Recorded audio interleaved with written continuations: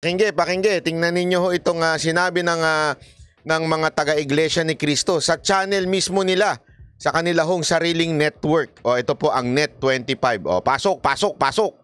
Ito na po, alang-alang po at doon sa mga namomonitor nga natin, Nelson, kasi sabi ko nga sa iyo, nagbabrowse ako ng mga content creators, mga nagbablog, at isa po sa mga paksa na kanilang tinatalakay at nagkakaroon po ng pagkatalo-talo ngayon, ano po ba talaga ang stand ng Iglesia ni Cristo sa People's Initiative ngayon? Ang tinutukoy pong People's Initiative ay itong pinirmahan at ikinakalat ng mga grupo na yung may pirma ni Attorney Abad. Yan, opo. Na yun tungkol sa voting jointly ang gagawin. Kasi sabi nung isa na vlogger, hindi, ano yan, sang-ayon ng mga kaanib sa Iglesia ni Cristo. Nako, sigurado ako mga insimada vlogger yun. Lalo na yung sumasayaw na nakapantik bra. Ayan. Di ba? Diyan sa sinusulong na People's Initiative. Sumagot naman yung isa. Sabi nung isang vlogger, hindi, ang alam ko, may nakausap akong mga miyembro na ayaw lang magpabanggit ng pangalan na sila ay tutol o kung sa mga bagay na yan, yung mga hakbang hanggang sa humaba ang trend kung saan-saan na napunta ang usapan.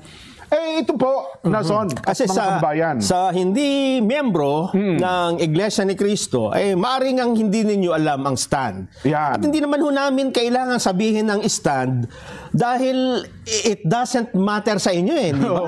Wala namang bagay yun. Pero dahil ho sa parang nagkakaroon na ng clamor, parang nagtatalo-talo at nagtatanong na yung marami, sa aming mga miyembro, alam na ho namin yung stand doon pa. Dahil ito po ay itinagubelin. Ayun, alam na mga talagang membro. Hindi ho nagmembro-membrohan lang. Yung mga nagsasabi lang na ganito. Kasi may mga kilala tayong ganyan yung kiniklaim lang sila na INC sila, ganyan-ganyan. Pero sa totoo lang, hindi naman umaattend.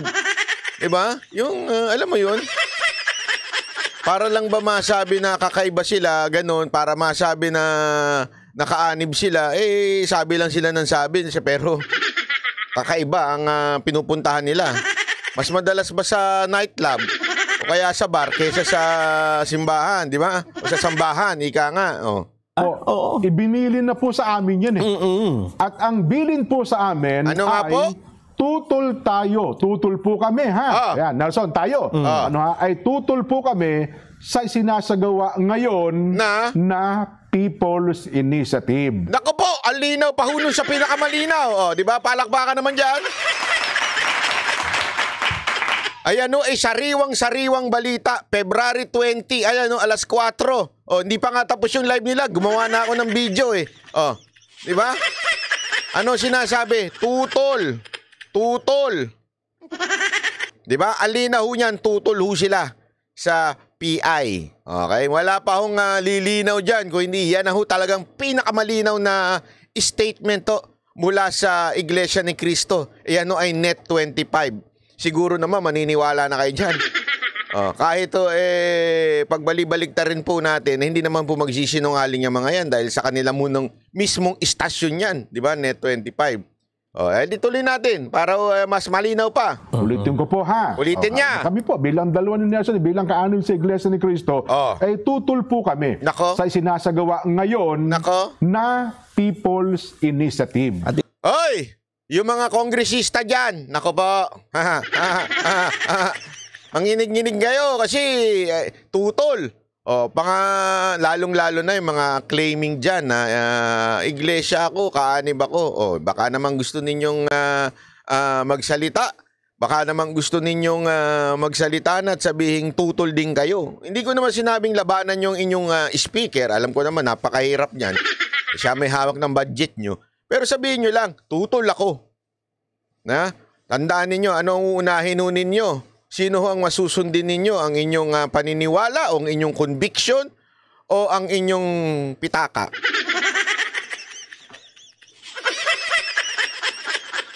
Dinatawagan natin ng mga kongresista dyan, pitaka o ang inyong paniniwala? Naku po, patay tayo dyan. So, alam nyo na kung sino kayo mga tinutukoy natin dito. At yung mga humihingi ng tulong, yung lumuluhod, papasok ng sambahan para sila'y basbasan at i-endorse ng INC ng mga kongresista dyan. Oy, baka gusto ninyo makinig at sumunod.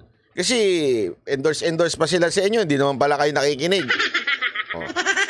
Ayun lang eto, tuloy natin.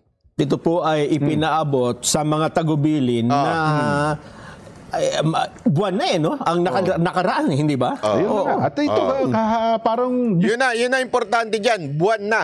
Bakit hindi kanyo pinapansin? At bakit tayo po ay nasabihan na iparating sa taong bayan? Kita nyo, mula nung ating inilabas ito sa ating channel, abay pumutok tong issue na to. Pumutok tong issue na to at ginawang pinag-usap-usapan sa netizen. Kasi parang, hindi nila, alam mo yun, hindi nila alam na meron na palang ganitong nagsasalita. Dahil nga lumabas dito sa ating channel, maraming salamat naman po doon sa ating kaibigan na nagsabi sa atin ito. At sabi nga, tayo daw ay i-announce ito. At alam nyo, sa totoo lang, ako ay sobrang tutuwa at thankful na tayo po ay napagbilinan na ilabas ito sa social media. Dahil nga po, hindi yung media pinipick up ito. Kaya gusto nila ma-pick up. Nag-trending naman ito sa social media. Kaya naman din, ito, nililinaw na nila. At least, di ba dahil sa nag-trending ito, malinaw na ito. This week ay inulit para bigyan po ng diin ang bilin na ito. At yung iba ho namang mga kapatid, pinakamabuti, huwag na kayo makipagtalo dun sa... Yun na po, narinig na po ninyo sa amin. Huwag na kayo makipagtalo. Yung mga dyan, yung mga hindi ho na-attend ng sambahan, huwag na ho kayo makipagtalo. Maganda ho, ayan po, narinig niya na mismo sa inyong channel na Net25. Ang stand ng Iglesia ni Cristo. At sana po naman doon sa mga vlogger, yaman din lamang nanonood at nakikinig po kayo ngayon, yun po ang stand ng mga kaanib sa Iglesia ni Cristo. Yun po ang bilin na tinanggap namin hanggang sa ibaba na son. Kasi meron tayong messaging na hindi nagagaya ng iba. Sa iba't ibang kaparaanan kasi tumatanggap tayo ng mga tagubilin, di ba? May mga pagkakataon sa pagtitipon at mayroong pagkakataon sa mismong mga pagpupulong sa mga sambahayan, hindi ba? Maaring yung ibang kaanib ay hindi nakadalo sa pagkakataong ibinigay yung bilin, kaya baka sila malito. Ito ay binabanggit na namin para maging malinaw at lalong-lalo na doon sa mga hindi naman miyembro at nagtatanong. Ayan po. So yun po, inuulit ko po. Ano po ba ang stand namin bilang mga kaanib sa Iglesia ni Cristo? At sa bilin na tinanggap namin ay tutol po kami sa sinasagawa ngayon na People's Initiative. Okay na po? Sana ay malinaw yan sa lahat ng ating mga kababayan. No? So ayan po ang tagubilin Malinaw na po. So paano po yan?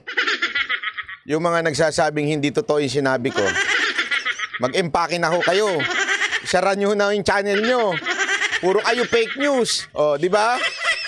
Yun ang totoo Sabi ko naman sa inyo dito ho sa Banat by Channel, kasama ko si Coach Olit, si Boss Dada, hindi ho kami nagdadala dito ng fake news. Kahit ho ito ay makakatulong sa aming pinaglalaban, basta fake news. Doon tayo. Pag totoo.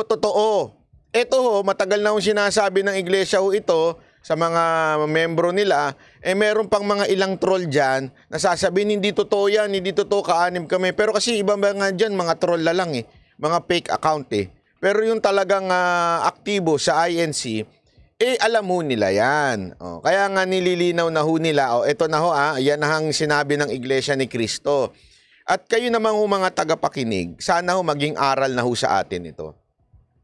Maging aral na ho sa atin na wag ho tayong maniniwala doon sa mga nagpapakalat ng fake news. Doon lang ho tayo sa mga vlogger na alam nating hindi ho nagpapakalat ng fake news. Doon tayo sa mga vlogger na talagang ang kanilang source walang iba kung hindi ho yung mismong talagang source na credible. Hindi ho yung kung sino-sino, kung saan galing na animal dyan. Tapos bigla na lang sasabihin, eto yung narinig nila. Huwag na tayo doon. Baguhin na ho natin ang takbuhin ng vlogging. doon na lang ho tayo magbigay ng opinion doon sa mga lehitimong facts, lehitimong balita. Kasi ang problema, minsan, react tayo ng react sa mga bulong-bulungan lang. Sa chismis lang, ika nga. Para tuloy nagiging, sabi nga nila, sarswela na ho ang social media. Kung sino na lang,